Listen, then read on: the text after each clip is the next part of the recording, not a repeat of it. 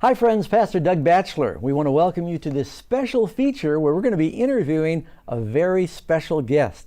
And I'm delighted today to have here in the Amazing Facts Studios, Dr. John Scharffenberg. Dr. John, Hi. Welcome. Now he's a friend, but I need to, in full disclosure, admit he is also one of the newer members of our Granite Bay Hilltop Church. And I was just so intrigued with his life work and testimony that we invited him here in the studio, and he's going to share some life-changing information about some of the 7 keys to a longer life. Now, Dr. John's got an abundance of experience. He's a physician, nutritionist, and professor of nutrition for years at Loma Linda University, a graduate of Harvard University School of Public Health. You were director of the Pacific Health Education Center in Bakersfield. I'd been there before. You've got special interest in health and longevity. Now, I didn't mention you were also with San Bernardino. What? I was in charge of the San Bernardino County Health Department. That's one of the biggest counties in California. Geographically, it's the biggest. It's the biggest county. Amazing. I was on the Secretariat of the Interdepartmental Committee on Nutrition for National Defense. That was the top nutritionists in the country. And we did surveys of all of our allies around the world. And you're also, I think, eminently qualified to talk to us about longevity because you said according to the Chinese calculations, you're 100, but American calculations, you're 99 years young. And if I'm not mistaken, you're still driving as well. Oh, yes, of course. I need my car. So that's wonderful. Now, if you were going to share 7 of the high points secrets to people's longevity, what they might do or what they might avoid, where would you begin? I think I would talk about exercise. Okay. I think that's extremely important. In fact, if a woman is obese, but she exercises every day, she will outlive the normal weight woman who doesn't exercise. If a man smokes and he has high blood cholesterol, has high hypertension, but he exercises, he will outlive the man who doesn't have any of those problems, who doesn't exercise. That's why some of the early settlers, they may have smoked and they ate a lot of dairy and meat, but they didn't have some of the diseases because they were working on the farms back then. Yeah. What else would you add as far as some of the most important features? You know, there's been a major breakthrough here in the world of health. We had this Pasteur man who did the flash studies. Louis Pasteur, yeah. We discovered the germ theory. Right. Tremendous advance. Then Fleming discovered penicillin.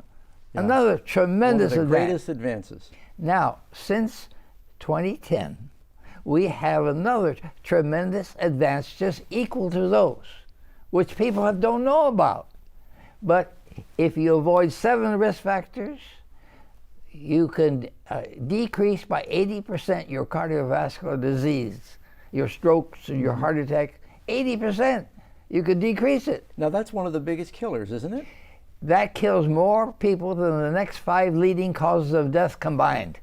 And you see, they put all these people on drugs, statins, based on their cholesterol level. Yeah. They've checked it out. Only 93% of the people, it doesn't help them one bit. But 7% it does, because they have heart disease. Our problem is we don't know who has it and who doesn't. They're going by cholesterol level, and it's a poor indicator of atherosclerosis. So all of this could be remedied by lifestyle changes. Yes. Now we should summarize these, what they are. Yeah. Tobacco, alcohol, inactivity, overweight, too much meat and sugar. Then they added to it hypertension and high cholesterol in the blood. But you wouldn't have to worry about those if you did the first 5, because those all help to decrease the thing. So one of the most important things you could also do is you exercise and then be careful what you eat and stay away from what? Animal products. Well, the vegetarians are living much longer than other people. Yeah. They did a study in California of the general population. For the men, what percent of them live to be 85 or older? Well, it's 48.6%. But for the vegetarians. But for the general population, it's 19.5%. So 48% of vegetarians live longer, but only 19% of the non-vegetarians. That's right. Yeah. Now, the women live longer than the men. So the women, the general population, 39.3% live to be 85 or older.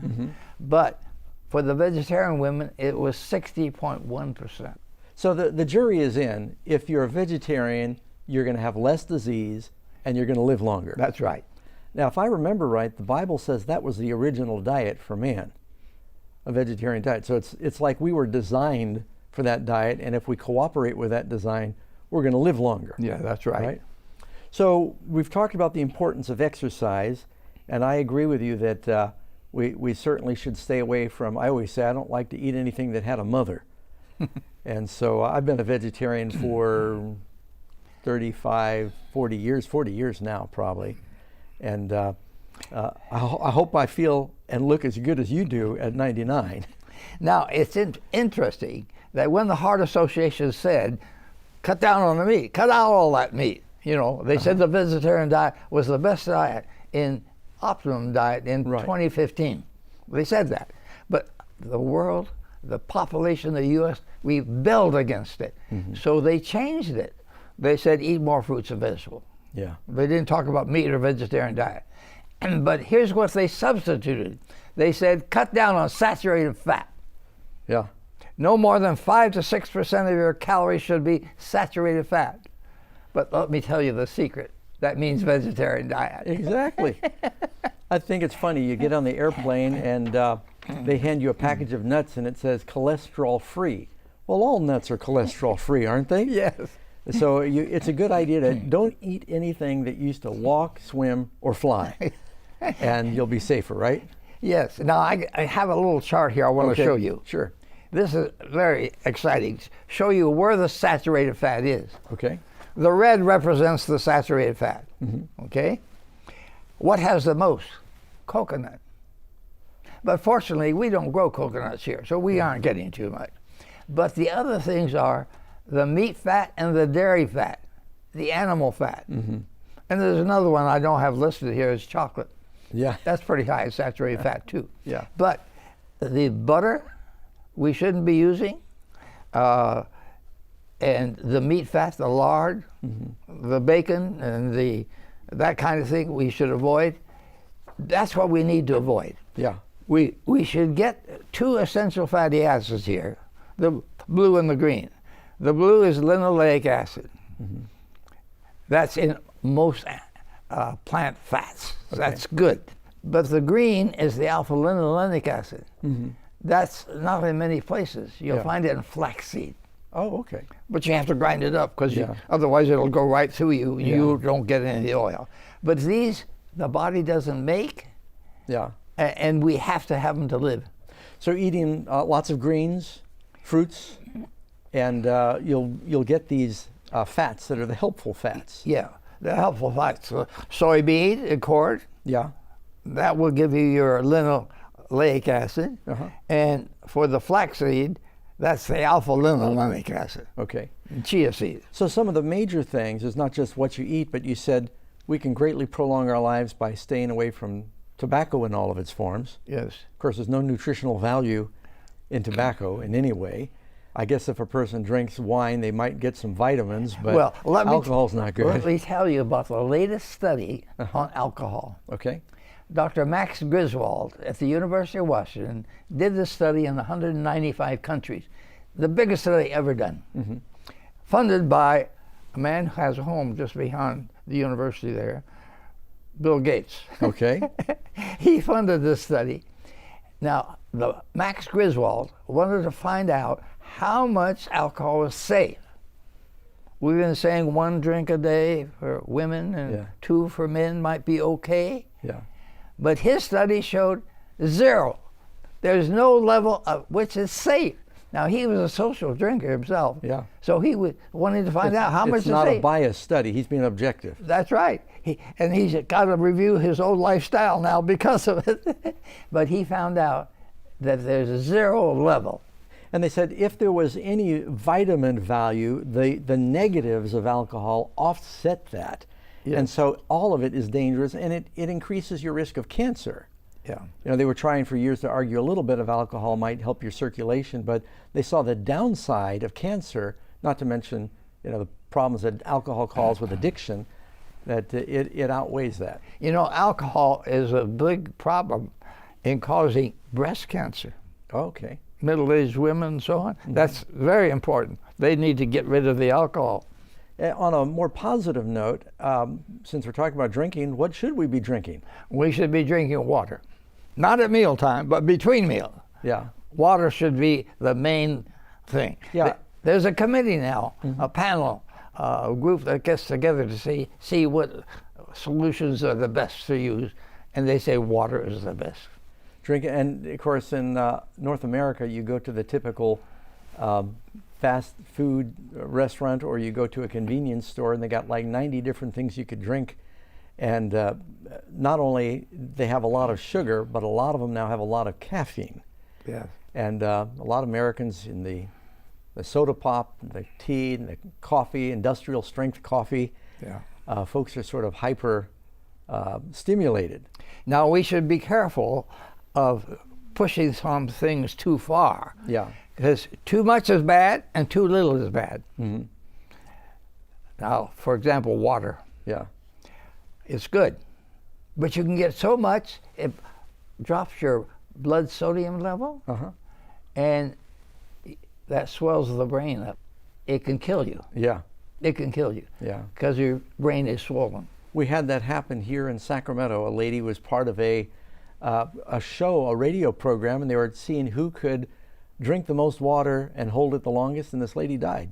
Yeah, that's right. She drank too much water. Yeah. Now, again, exercise is another exciting thing. Yeah. Exercise.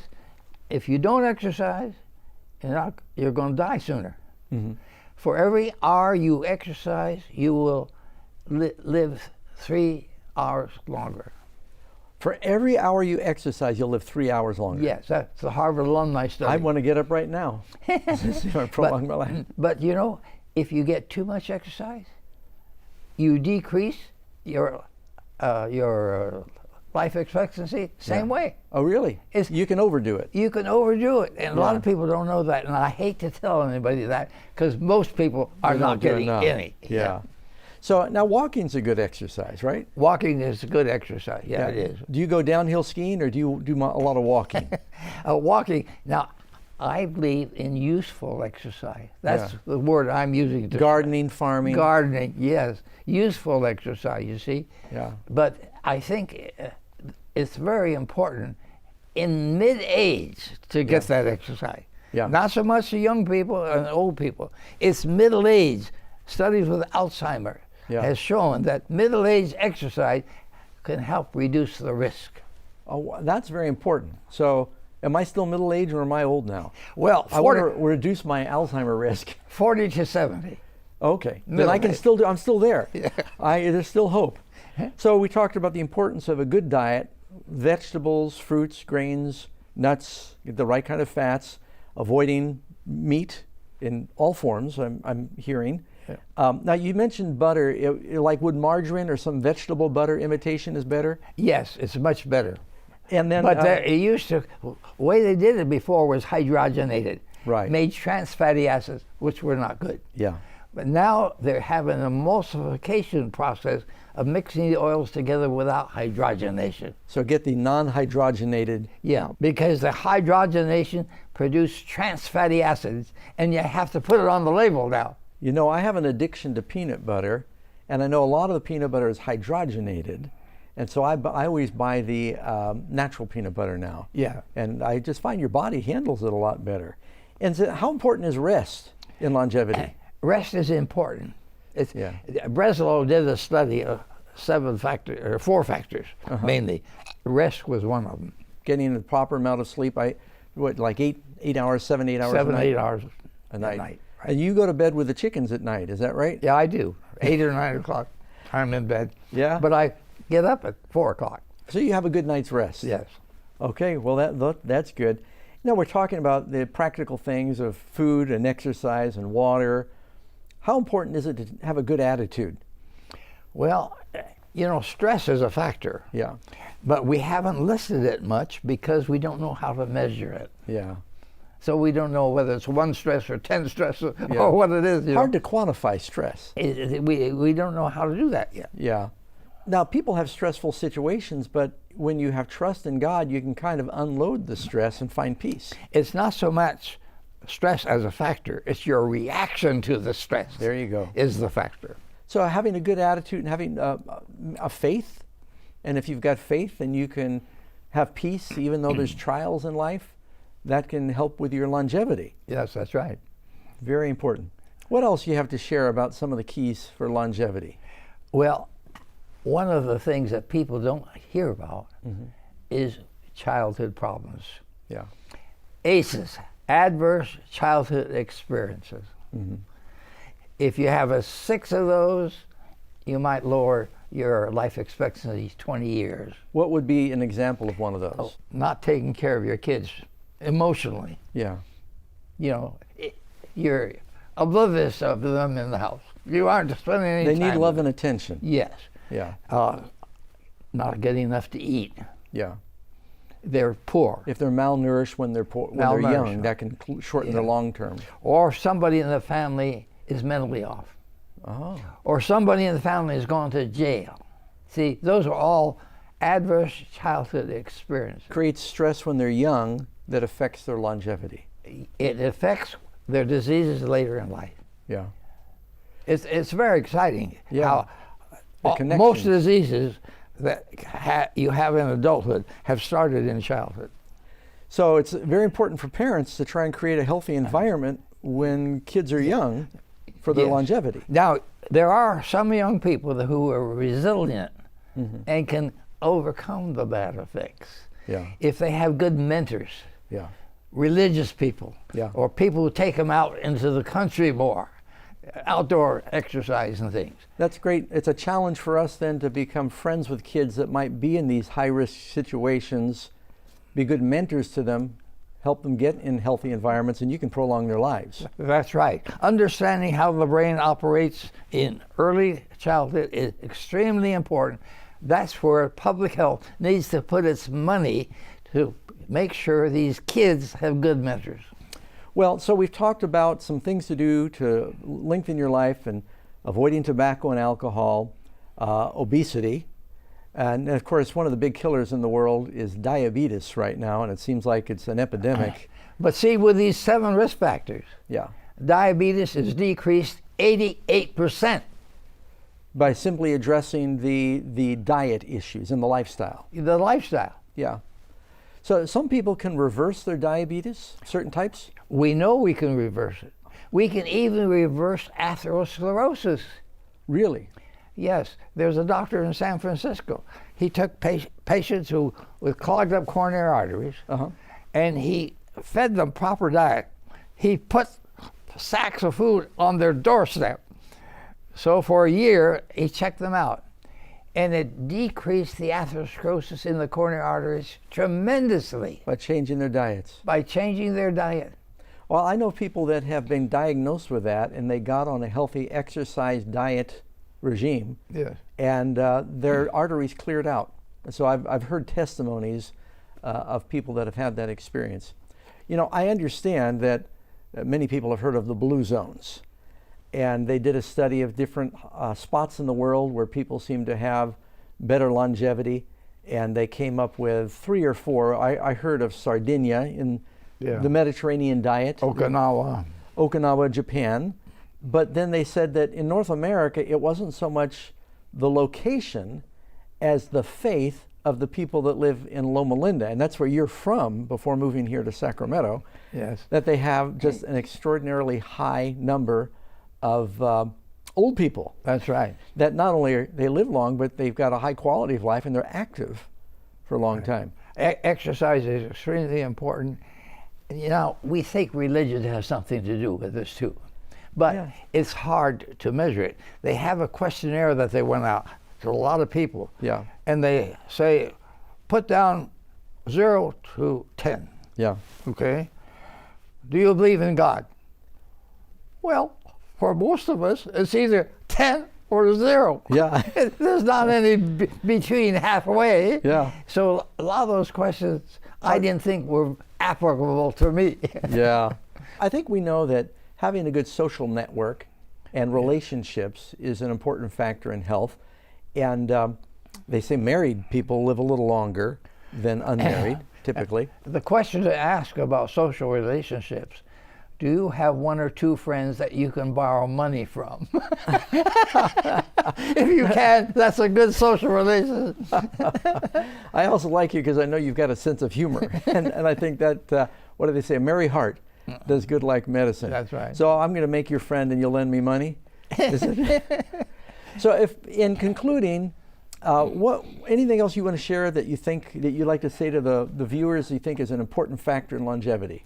Well, as a nutritionist, my job is to make things concise and simple. So I will give you a university course in nutrition in 1 sentence. All right. Here it is. Eat at the proper time. That means no snacking. Yeah. Eat at the proper time. A variety, not 1 meal, but over 10 days, to make sure you get all the nutrients you need.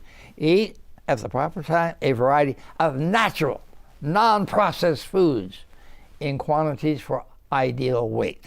That's all you need to know. Now we're going to have to put that sentence on the screen because that, I think, that summarizes, I think, an important lesson in health.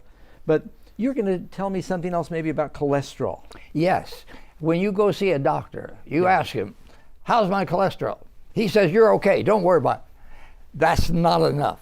You got to know some figures. You got to know what your LDL cholesterol is. Mm-hmm. If that's too high, that's the killer for men for heart attacks. It's too many steaks. Yeah. Or you have to know what your triglyceride is. Yeah. That's the killer for the women for heart attacks. Mm-hmm. That means overweight. Mm-hmm. But not only that, the triglyceride tells you the size of the LDL particles.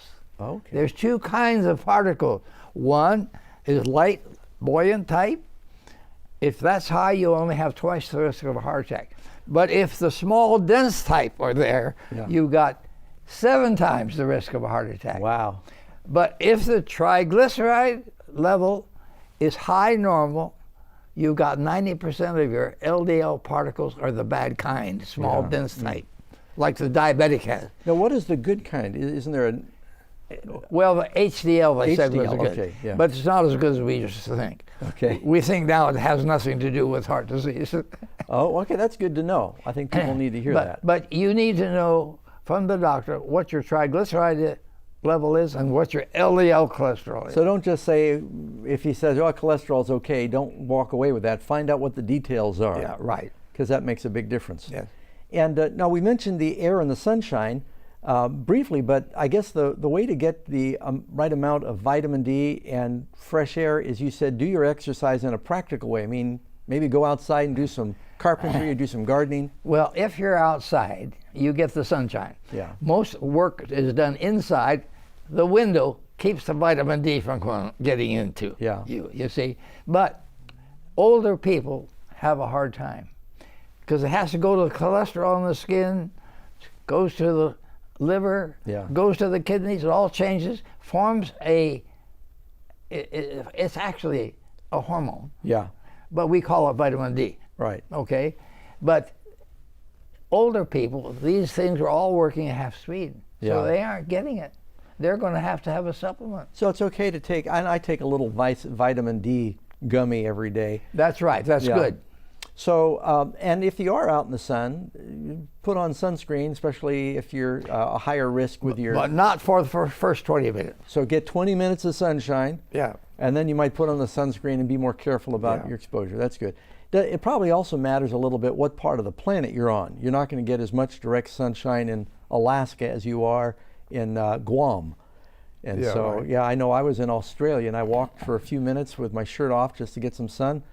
I got burned just about in a couple minutes. Everybody living north of, say, Washington, D.C. or New York City, those people are all deficient in vitamin D, practically all of them. If they're not taking a supplement. If they're not taking a supplement. Oh, see, that's very helpful to know.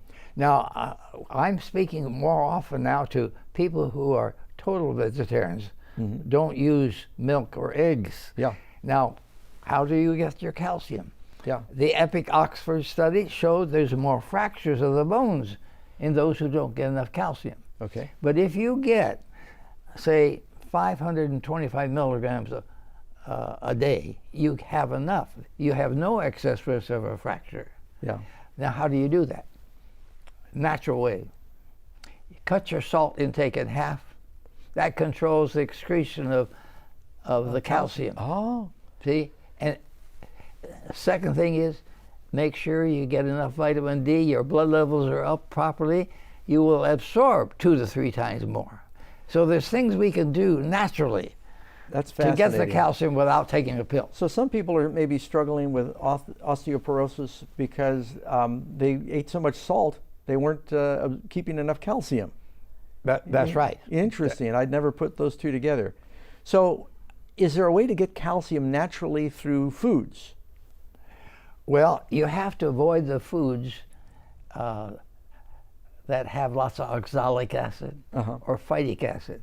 That combines with calcium to make calcium oxalate, which is insoluble salt. You can't absorb it. Yeah. So you don't avoid the foods. You still use the foods for other reasons, but don't count the calcium in those foods as being very good for you, because you're absorbing it. Yeah. So there's other ways to get it.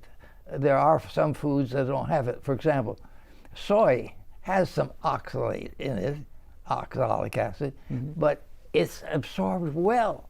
Okay. We don't understand that yet, but it's absorbed very well. So soy is a good thing. Soy is a good thing. Okay. I recommend, one of those boxes, 1/4.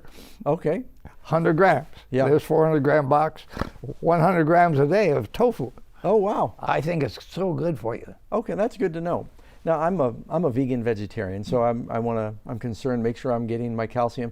I heard something this week that pistachios have all the natural proteins that you might miss if you weren't eating the B9 and stuff that you wouldn't get from meat. I heard pistachios are a very good source of that. Pistachios are good. Yeah. They're expensive, but not so bad in California. I buy them shelled too. Yeah. They are expensive, but they're good. So Dr. Scharffenberg, I want to tell those who are watching, we have a special offer. I got it stuck here in the Bible. We got a special offer we're going to send to those that would like to know more about how to have a longer life. And it has these health secrets. This magazine is actually called the Amazing Health Facts magazine.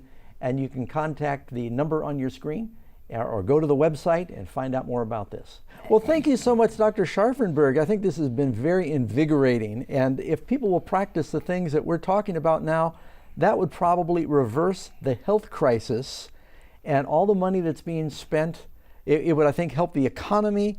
It would help the families. It could turn the country around if they would follow these practical tips on lifestyle changes that would give them more abundant life. And we want to thank you so much for coming in today. God bless you. Thank you so much, friends, for joining us for this special Amazing Facts interview. And share the good news that Jesus is alive and coming soon.